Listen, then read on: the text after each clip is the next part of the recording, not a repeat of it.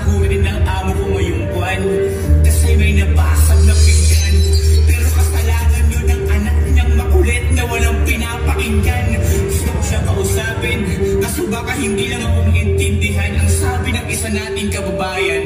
Yung huling kasambahay raw dito, bago umalis inalga at sinindihan. Pasensya na anak ha, yung huling tinabi ko na ipadala ko na sa'yo.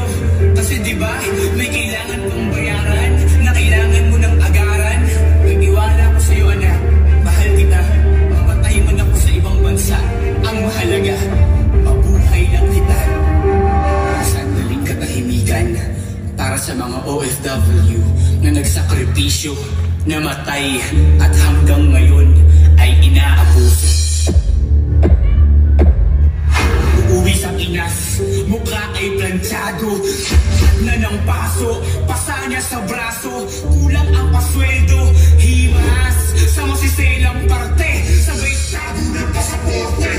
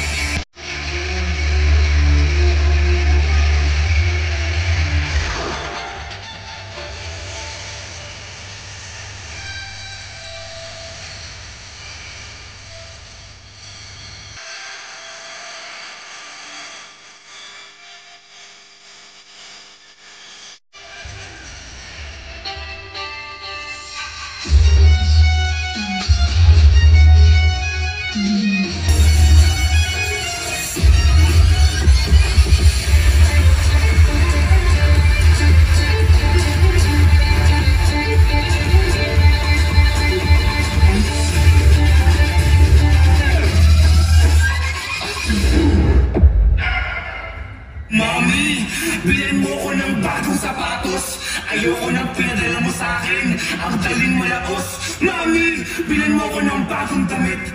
Yung nakita ko sa internet, magdete mo yung classmate ko next week. Wala akong masuot para ko mag-classmate.